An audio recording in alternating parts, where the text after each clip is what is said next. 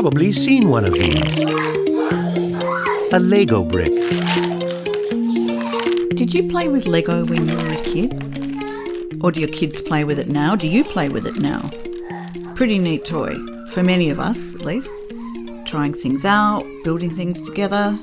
Actually, it's the biggest toy company in the world. It's huge, making close to $9 billion US a year. It's in more toy boxes than anything else. It's part of kids' parties and sleepovers. It's used in schools' education programs. Awesome! We've got Lego films in cinemas now. Everything is awesome. Oh my gosh, I love this song. Lego! Alrighty, this is Get Your Armies Off Our Bodies. Welcome back. I'm Zelda. And you're probably wondering why I'm going on about a kid's toy on a show about weapons companies. So, here's a clue. First LEGO League Discover is a playful introductory STEM program that ignites students' natural curiosity and builds their Yep, that's a STEM program, meaning science, technology, engineering, maths. Some of the skills we need to build renewable energy and deal with climate change, or in health and medicine, or in transport, or education, or digital tech, or everything, really. LEGO League here is run by First Australia. Take a look at their sponsors and you'll find some of those industries. There's Macquarie University, there's Ford, there's Google, and there's BAE Systems, who build planes for war and nuclear weapons. The threat isn't just real. We have received information that identifies a possible near-term threat. It's evolving. To make the best decision, you need the best information. Well, actually, we kind of agree with BAE on that one, just not in the same way. All weapons companies need STEM skills, which is exactly why they want in right at the ground floor. LEGO League starts from age 4, before kids even reach primary school. It actually sounds like a fantastic event, which is why this is so terrifying. It means that from their earliest years, kids can identify weapons companies with fun, friendly, exciting experiences. Oh no. LEGO League events are far from the only way weapons companies try to do this. Very, very far. There are robot competitions, coding competitions, drone competitions, competitions on cybersecurity, competitions on submarine design, space camps, career days, the lot. I think the intersection between physics and the questions about the world that we have yet to answer is one of the most exciting things for humans to be thinking about. I think it's so cool. My name's Zoe. I am currently living and organising on Gadigal land in Sydney. I spend most of my time organising against the forces driving climate collapse. I really, really love school. I was pretty good at it. I really loved learning, and I did have a pretty strong passion and interest for physics especially. I had a super, super, super exciting, eccentric physics teacher. I remember one unit of study was science fiction. It was basically choosing any sci-fi source and just investigating the science and maths behind it, which was so cool because you were exploring the potential of time travel and why our perception of time is a certain way. Curiosity could just be explored for curiosity's sake, and I thought that was so special. The National Youth Science Forum is a not-for-profit charity that has now been running for 38 years. Our flagship program, the National Youth Science Forum NYSF Year 12 program. This is probably the biggest event for STEM students in secondary school.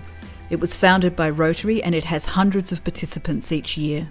It was a pretty intensive application process. So they ran these talks and then you had to go to a bunch of interviews, and part of the interviews had problem solving elements to it, if you have to move a chicken and a barrel of grain and a fox, what order do you do it in and what do you need and why? But obviously not that one because it's quite a well-known one, but something like that. Something that was designed to spruik people's creative responses. They were really out to find the sort of brightest minds in STEM across the regions, I guess. Something the camp actually really did well was create, a experience of personal development for a lot of young people that were going through the kind of years in your life where you have to be working out what you want to be next, and you're making some pretty big and important decisions. And, it actually does just get a bunch of like-minded people in a room together for a few weeks, and it helps build connection and build relationship and build, a sense of like community, I guess. Like that part of it was really amazing. There's just this underlying sinisterness in the context that it's being done in. I think the thing that really changed the tone of the week or something was the sort of this careers expo at the end of it, where basically it was like a bunch of companies like poaching people to be their future employees. That's where, each year the CEO of like Lockheed Martin gave a big speech about technological innovation. Lockheed Martin. They're the single biggest weapons company in the world, and they're the main sponsor of the National Youth Science Forum. When you're in a classroom, you get taught this is how you calculate that, this is how you do this, but you don't get taught about the opportunities available to you. And NYSF really opens your mind to what opportunities are actually there. I thought, wow, what an amazing program.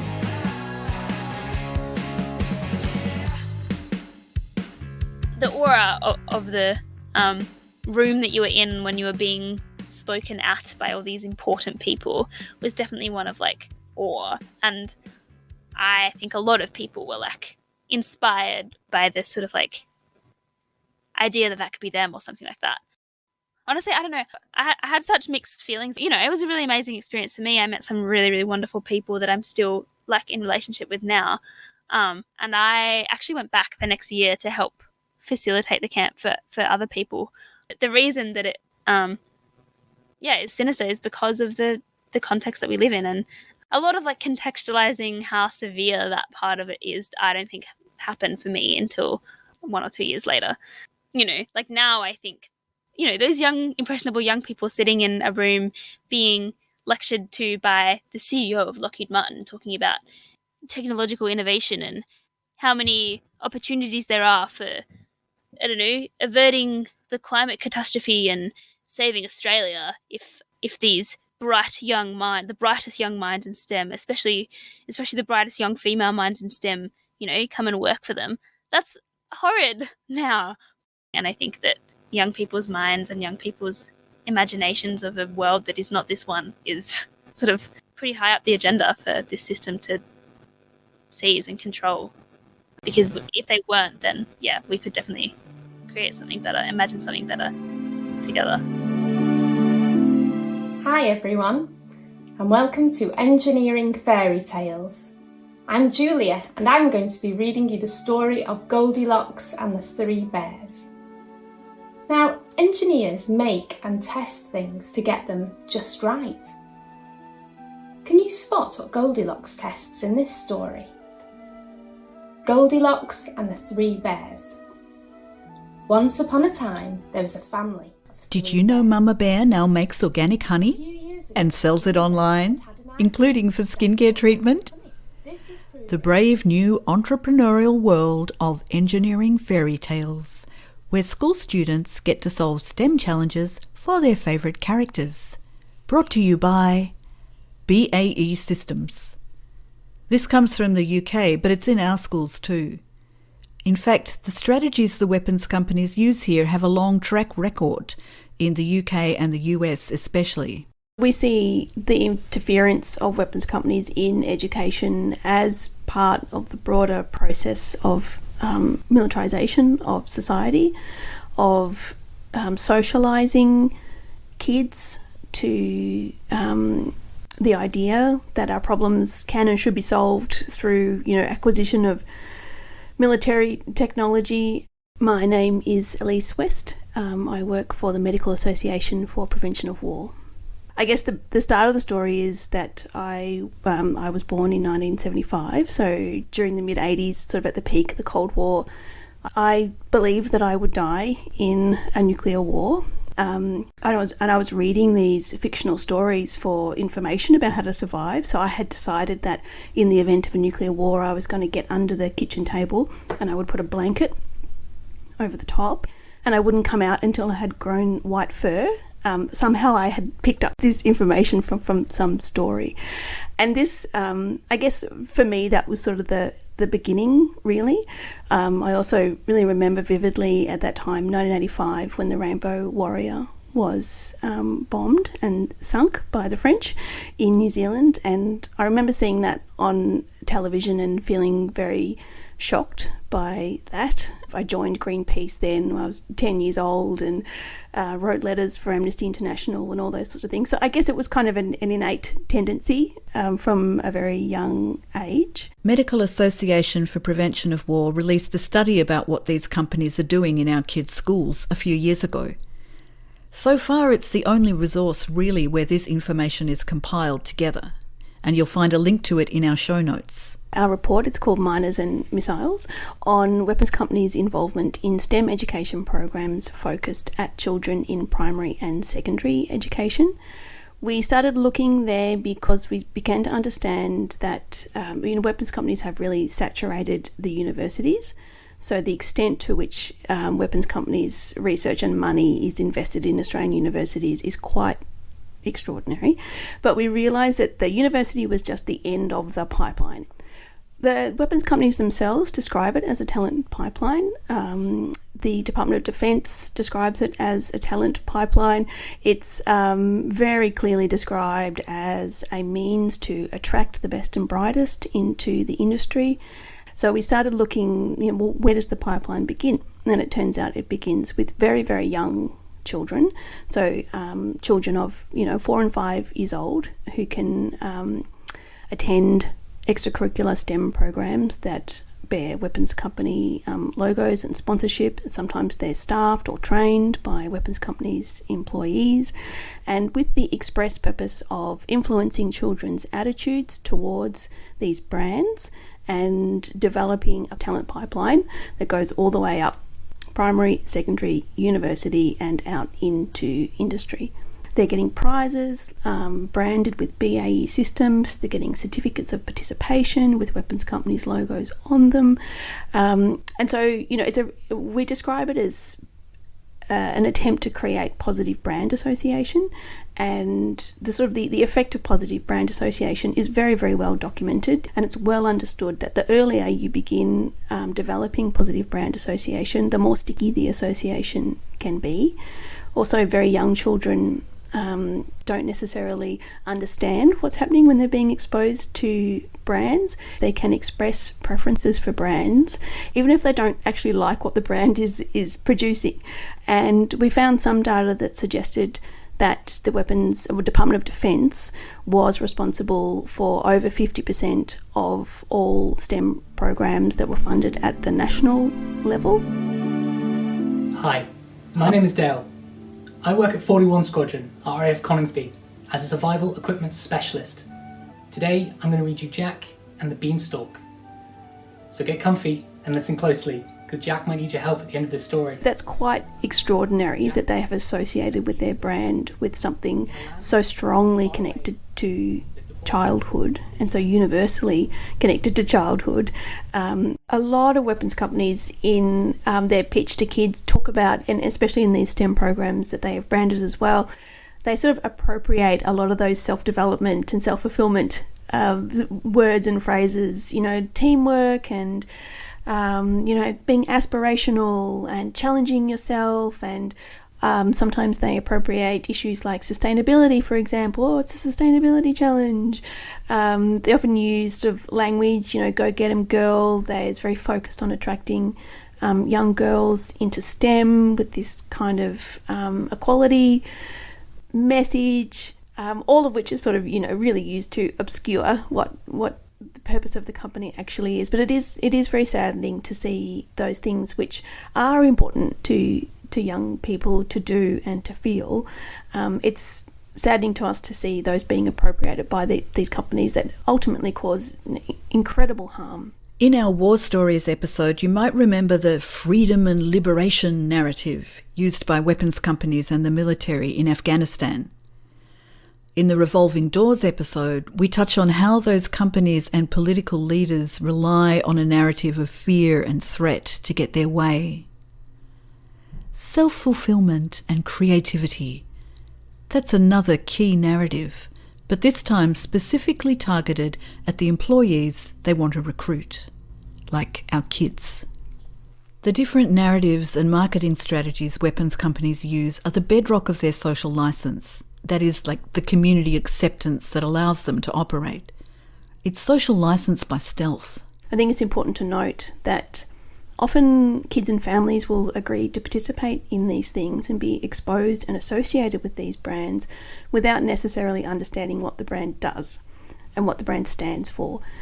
We think that's a problem because, as we know, being able to give informed consent is really important. So kids are often photographed with weapons companies' logos, for example, and when they sign a participation form, they give the rights to some of the companies to use these images for promotion and self-promotion, in perpetuity. So as a very young person, standing in front of a weapons company brand may come back to haunt you later on, even if you don't follow that career path. There you are associated with something that many of us see as being a bad thing. So giving informed consent means that you actually fully understand all the implications of participating or being associated with this brand. And the companies themselves, in their relationship to kind of the broader world, will quite deliberately downplay their association with lethal technologies and play up other sort of things, So Boeing, for example, will always focus on its aeronautics and not mention its defence industry work. And, these are quite purposeful corporate tactics and are very common to sort of what are referred to as stigmatised industries. So they're very aware of this, and it's often very blatantly by them as well. So in the report we have a quote from a BAE HR person who says there's great opportunities in the weapons industry, but some people have a negative view of it, particularly young women. We have to overcome this negative view, and of course they're not changing their business model. What they are is changing the way that they present and market themselves. Worldwide, all of Gen Z is actually turning away from the military. It's not just an issue with Western countries, it's all around the world. We're seeing photo dumps coming out of the Ukraine every day of what war actually looks like. It's actually just horrible. Check out Gruen, the ABC show about advertising. This episode's from last year, like 2022. It's actually a great short primer on the military's recruitment marketing strategy.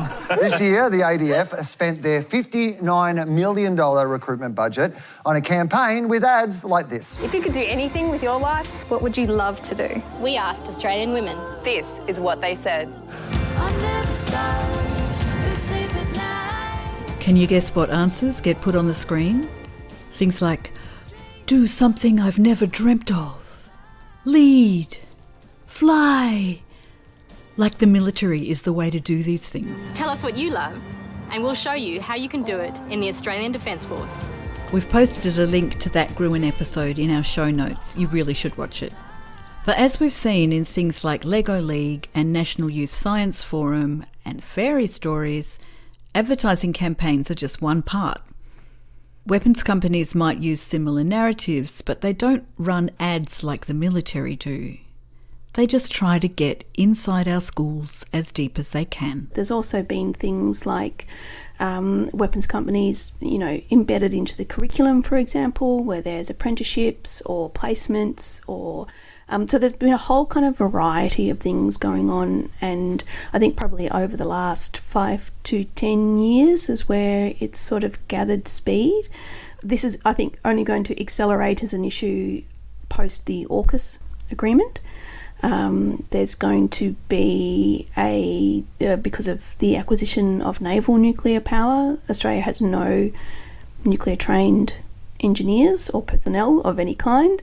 There's going to be a really big push to entice young people into the field, and I expect that we'll start to see that happening at a very young age as well. And Similarly, there's also for universities as well, who are kind of beginning to compete for defence-related talent and are always looking for ways to sort of sort the wheat from the chaff, to put it kind of crudely. In our Revolving Doors episode, Michelle Fay explains how it's now a national strategic priority to make sure that weapons companies are profitable. So from top to bottom, we're seeing efforts to reshape society to serve these companies' interests, but not without a reaction. Oh, I'd like to think there are some stirrings. We've been in discussion with state education unions, and there is a lot of interest from educators in the matter. I think part of the issue for educators is that educators should be setting the curriculum, not corporations, and most unions have very strong positions against the corporatisation of education, and also that I guess there's something fundamental that goes against the values of education itself when it's about simply serving corporate needs or even national security needs or things like that. Education in itself is the purpose. So to see it being moulded so clearly by external forces, I think, is of concern to educators. So they've been very receptive. We've been systematically communicating with every education minister in each Australian state and territory, bringing their attention to the issue, and some of them have quite good policies that sort of stipulate that, you know, taking money or associating with companies that produce tobacco, for example, is, you know, inconsistent with the values of the education department. As a medical association, we are taking a harm prevention approach to this and demonstrating to education departments how it is harmful for children who are vulnerable to influence to be exposed to companies that make harmful products, and that the department has a duty of care to protect children from exposure to harmful brands. Now, some education departments are more receptive than others. Some states are really, the education departments accept money from the Department of Defence to run and facilitate these partnerships, so that's going to be difficult. But others, so for example in Tasmania, because of its sad history with gun violence, actually has quite a good existing policy about normalising violence and normalising weapons. We're happy to say that the Victorian Education Department updated one of its policies to explicitly say that companies that produce weapons were not appropriate partners for schools, and that's our goal essentially at the moment, is to see that policy change all across Australia. I guess what we're saying is we don't want kids stop participating in STEM programs, we just want those STEM programs to end their association with harmful industries. Pretty much every big weapons company is involved in this in some way. So far we've talked about BAE Systems and Lockheed Martin. They're two of the big ones. Thales is also involved. Their weapons are used in West Papua. And there's Boeing, a company we're also focused on at Wage Peace. And there have already been some wins. BAE Systems and the Smith family. This was great. Wage Peace and a couple of other people all kind of chipped in to make this happen.